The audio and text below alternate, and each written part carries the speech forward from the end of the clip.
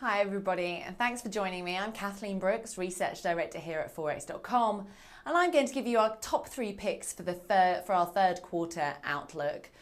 This is a special video for Forex space. So the first theme that we think is going to dominate the third quarter is going to be Fed tapering. Everyone's talking about it already. It's already caused a huge amount of volatility in the market as we wait to hear more from the Federal Reserve at the June FOMC meeting, and also as we go through the third quarter. This is going to be the major theme. I mean, the Fed has embarked on quantitative easing like we've never seen before. This is very uncharted territory for central bankers, but also for markets. And as we contemplate how they're going to end it, we have no idea how they're going to decide on which purchases to finish and how to look at different things. The markets are going to really be going blind on this. They're going to be walking almost like blind through a corridor, trying to find their way out. So what we need to really figure out is over this quarter is just how important is Fed tapering, and are we getting a bit overdone on that? Is the total of assets on the Bank of Japan's balance sheet. Now, one thing is for sure, as long as the Federal Reserve do a slow, cautious approach to Fed tapering or to tapering their QE program, then we think global liquidity conditions won't actually be that much changed. Yes, they will tighten a little bit, but by no means a huge amount, because the Bank of Japan are in there buying more than $70 billion worth of their own assets every month.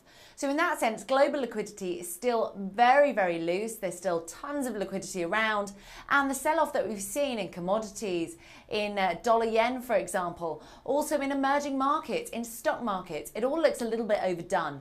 And that's what we think the market is really going to concentrate on this quarter. It's going to all be about putting it into perspective. So could we be a bit overdone? Could the market still... Tapering is going to happen. QE3 is going to end, but we think this quarter is all about just looking at it from maybe a more pragmatic standpoint, which could help stabilize those assets that have sold off very, very sharply as we progress towards the end of the second quarter. Now, the second chart that I'm going to show you is really we're calling it the ultimate Eurozone chart, and it shows private bank loans in the Eurozone. And unfortunately, it's a really bad picture. For the latest data that was available for the beginning of 2Q, it is still very weak. Private bank loans are still contracting at a nearly 1% annual rate, and we are nowhere near back at the levels that we saw pre the financial crisis. This is a major concern because it opens up the door to more ECB action. They could definitely do some more type of QE type action, like what the Fed has done, like what the Bank of England and the Bank of Japan have done. However, what we think for this third quarter is that the Fed will do nothing. We think the Fed will only act if there is an uptick in sovereign concerns, largely because growth concerns, well, the markets have got used to it. However, this is the real chart. It just shows the state of the real economies in Europe and where the problem is. Banks aren't lending. The ECB's monetary policy transmission mechanism is not working. Now, if they will loosen the spigots a little bit more, or if the Bundesbank would let them, then they would do more QE. But we think it's unlikely, which for us means that gains in growth will be capped in the Eurozone this quarter, which could limit Euro strength. Now, the last point from our quarterly is really about the Aussie. Let's take a look at this chart. It shows mining capex, so mining investment. The Aussie's been under a lot of pressure. Remember, it fell below parity in the second quarter.